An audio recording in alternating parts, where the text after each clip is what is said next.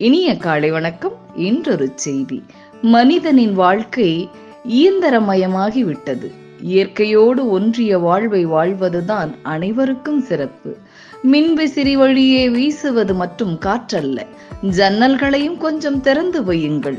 மின்குமிழியின் ஒளியிலேயே வாழ்ந்து மடிந்து விடாதீர்கள். இங்கு ஒளி கொடுக்க விண்மீன்களும் உண்டு, மின்மினிகளும் உண்டு. ஃப்ரிட்ஜில் வைத்த ஃபில்டர் தண்ணீரை மட்டும் அருந்தி வாழ்வை முடித்துக் கொள்ளாதே. அப்பப்போது கிணற்றிலும் ஆற்றிலும் அள்ளி பருகுங்கள்.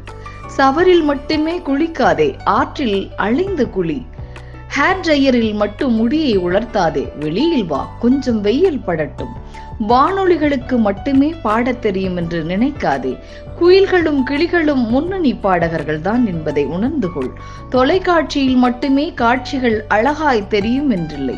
விழிகளை திறந்து வை. வெளியில் நடக்கும் காட்சிகள் எவ்வளவு அழகென்று பார். மெத்தையில் மட்டுமே உறக்கம் என்றில்லை. வெறும் தரையிலும் கூட தூக்கம் கண்ணை செருகும். சக்கரங்களில் மட்டும்தான் பயணமில்லை, கால்களுக்கும் நடக்க தெரியுமே. காயங்களுக்கு பயப்படாதே, வழிகளில் வாடிவிடாதே, அவமானங்களில் அடங்கி விடாதே, வேதனைகளுக்காக வெம்பாதே, முட்டாள்களுக்காக முடங்கி விடாதே. உன் பாதங்களை பட்டுப்பாதைகளுக்கு மட்டும் பழக்கப்படுத்தி விடாதே.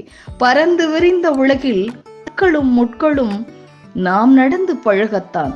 இதை கற்பிக்கத்தான் இயற்கை நமக்கு இவ்வாழ்க்கையே கொடுத்துள்ளது. இதிலிருந்து நாம் தெரிந்து கொள்வது என்னவென்றால், காணும் அழகு ஒவ்வொன்றும் அற்புதமே.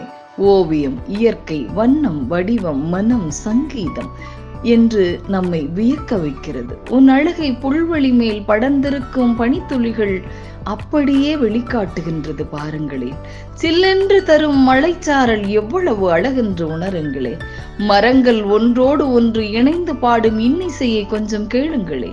மழை காலங்களில் மாலையில் வரும் வானவில் அழகு, வண்ண வண்ணங்களாய் பூக்கும் பூக்கள் அழகு என்று இயற்கையை வர்ணித்துக் கொண்டே போகலாம்.